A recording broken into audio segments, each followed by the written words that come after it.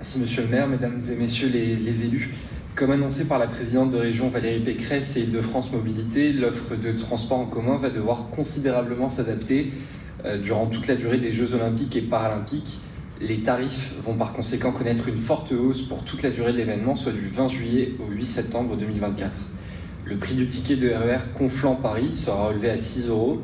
Le prix du ticket T+, passera de 2 à 4 €, voire 5 si acheté à bord du bus. À moins que l'offre de nos bus locaux ne soit revue à la hausse cet été, on peut s'interroger sur la pertinence d'une telle tarification olympique. Les Conflanais pourraient toutefois avoir besoin de prendre les transports en commun pendant cette période, par exemple pour assister au passage de la flamme à Poissy et Saint-Germain-en-Laye, à défaut de l'avoir sur nos propres quais de Seine. Pour ne pas être impacté par ces hausses tarifaires, il est recommandé d'acheter ces titres de transport avant le 20 juillet. Seulement, tout le monde n'est pas abonné à la newsletter d'IDFM ni au compte Twitter de Madame Pécresse. Est-ce que la ville de Conflans envisage une campagne d'information aux habitants à ce sujet?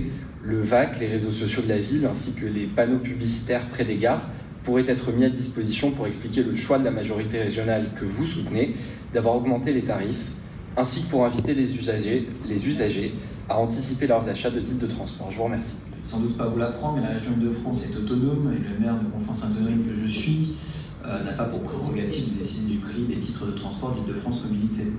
Étant moi-même un usager fréquent des lignes de train, je serai moi aussi impacté, comme tous les Conflanais, par les tarifs qui s'appliqueront durant les Jeux Olympiques. J'en profite pour rappeler l'existence d'un abonnement qui permet aux bénéficiaires de ne pas subir la hausse estivale.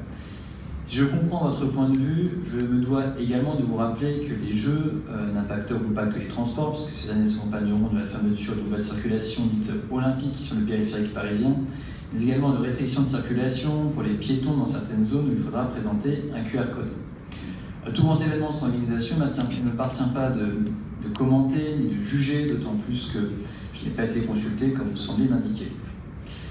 La décision que vous pointez dépendant de la région Île-de-France et Île-de-France Mobilité, je laisse aux deux entités maîtriser leur communication et prévenir les hausses estivales à venir et assumer la responsabilité en développant les arguments qui semblent les avoir amenés à cette décision.